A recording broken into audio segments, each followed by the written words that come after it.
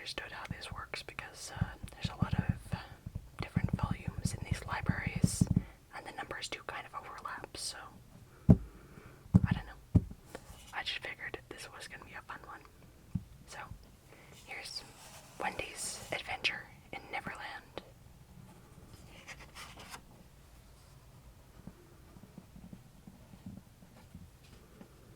We have all sorts of Disney characters on here, from Snow White to Donald and Goofy, Pluto, Mickey Mouse, Eeyore, etc.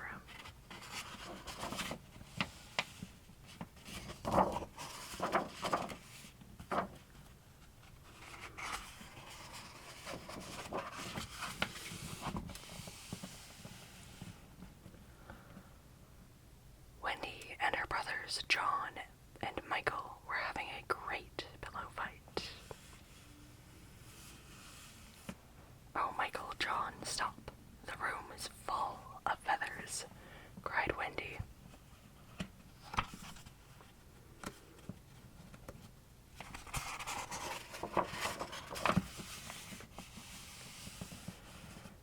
Just then, in came their mother and father. "My goodness, what a mess," said their mother. "You are all too old to play such games," said their father. "Isn't that right, Nana?" Nana wagged her tail. She tried her best to look stern. "Now, hop into bed and get some sleep," said their mother. "Remember, tomorrow is Michael's birthday." Their mother and father and Nana kissed them each good night. They closed the door behind them as they left.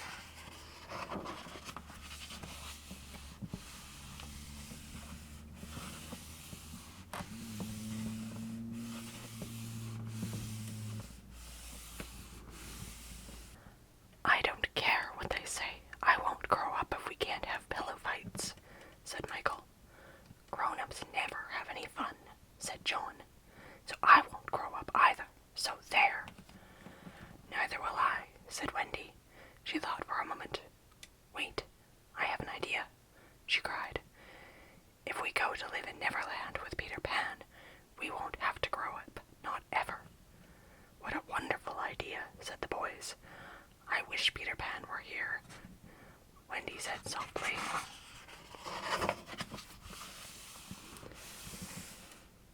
Peter Pan was the boy who never grew up.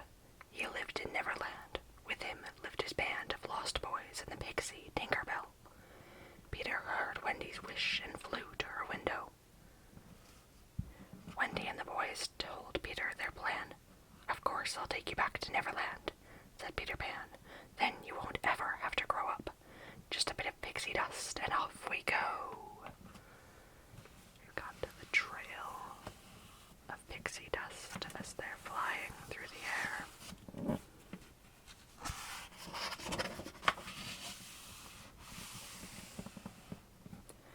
At last they all reached Neverland.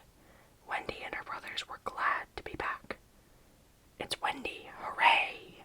shouted the lost boys. Everyone was happy but tiny Tinkerbell. "What a fuss over Wendy and her brothers," she said, which is interesting considering Tinkerbell doesn't usually speak. At least not in Peter Pan.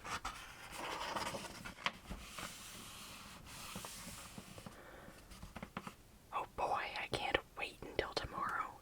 It's my birthday. I bet you have really wonderful birthday parties in Neverland, don't you?" asked Michael. "Birthday parties?" asked the lost boys. "What are they?" "We have birthday parties every year, for each year that we grow older," said John. "We have cake and candles," said Michael, "balloons and costumes, and lots of presents."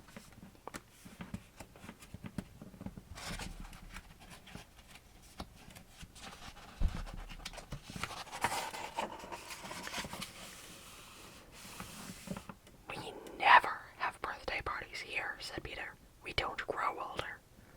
"No birthday parties," gasped Wendy, John, and Michael. "No," said Peter.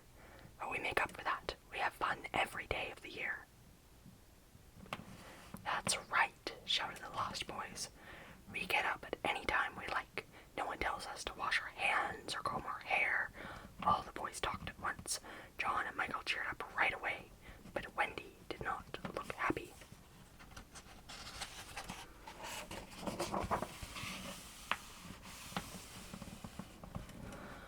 "Come on, Wendy," said Peter Pan. "Let's take a walk. When you remember how beautiful Neverland is, you'll forget all about birthday parties." Tinkerbell watched Peter and Wendy. She was not very happy about Wendy living in Neverland. She's here in the brush.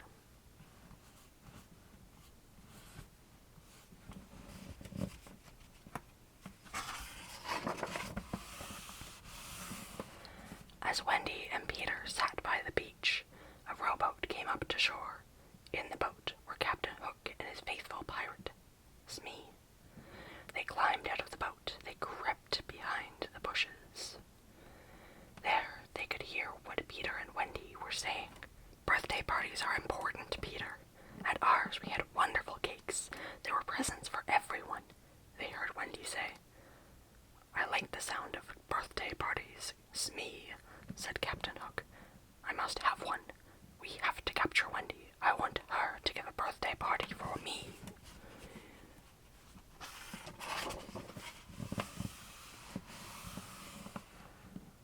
"I have an idea, Wendy," cried Peter.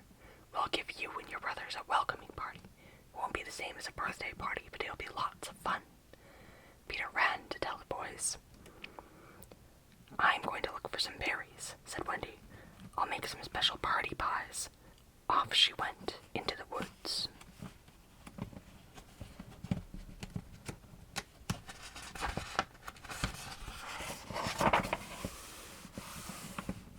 "Aha," said Captain Hook. "Now is our chance. Let's get her."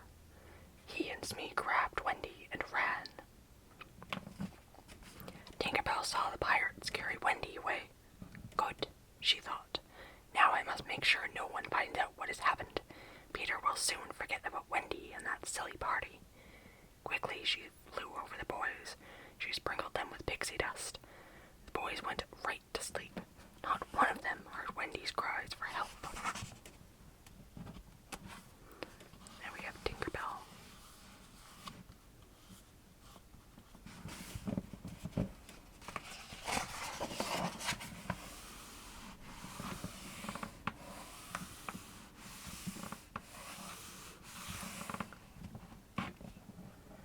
John and Michael were the first ones to wake up. "Goodness," said John. "Neverland really is different. We don't have to go to bed to fall asleep." "Where is Wendy?" asked Michael. All the boys looked for Wendy. They could not find her anywhere. Michael began to cry. Here they are looking up the palm tree for Wendy.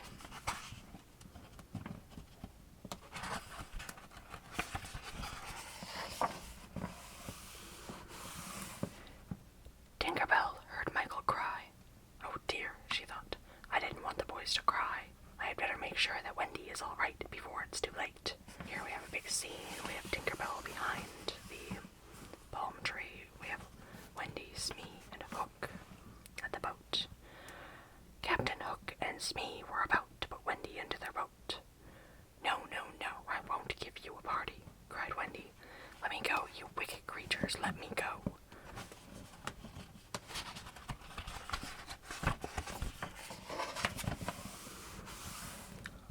Faster than a butterfly, Tinkerbell flew back to Peter Pan and the boys. "Tink has found Wendy," said Peter. "Captain Hook and Smee have her. Captain Hook wants Wendy to give him a birthday party." We have Tinkerbell in her tiny little fairy dust circle.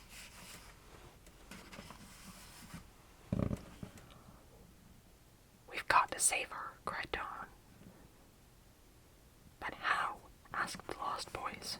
Peter thought for a moment. Then he came up with a plan. We have Peter, hand on his chin.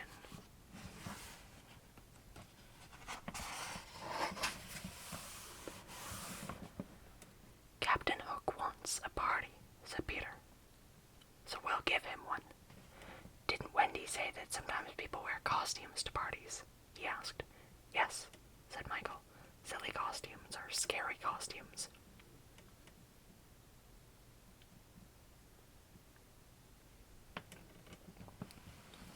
Then that is what we will do.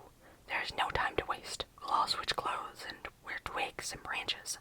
That will surprise Hook and Smee all right, said Peter. They all changed quickly. Come on, everyone, let's get them, cried Peter.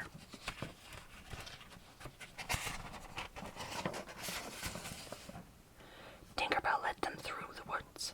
They came to the beach and jumped out from behind the trees. Hook and Smee gasped in surprise. Who were these strange creatures? Surprise! Shouted Peter and the boys. Drats! It's Peter Pan! I should have known! Groaned Captain Hook. He lifted Wendy. You're coming with me, little girl.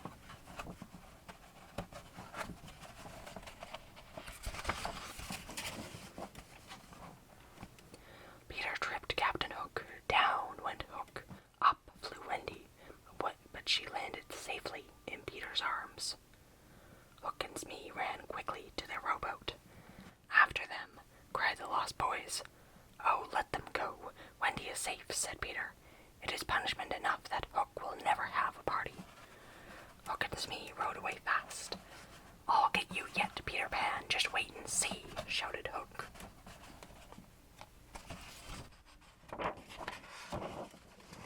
They're gone, yelled the boys. Hooray! Thank goodness, said Wendy. And don't come back, shouted Peter. I don't think they'll be back for a while, said Wendy. She pointed to the water. They all saw the crocodile swimming after Captain Hook. They laughed and headed back through the woods. We got the crocodile with his eyes, his scales, his teeth.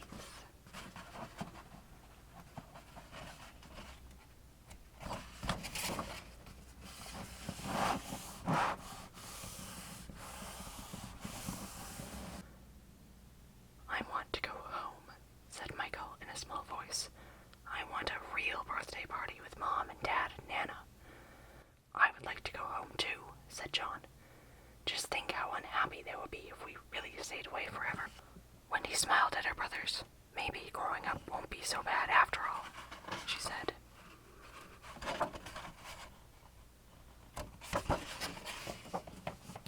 Peter Pan was sorry to see Wendy and the boys go, but Tinkerbell sprinkled them all with pixie dust so they could not change their minds.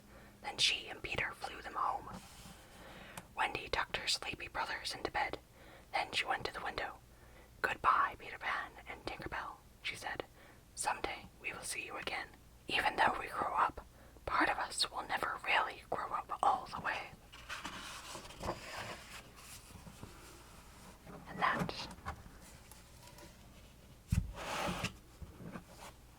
is the end of Wendy's adventure in Neverland.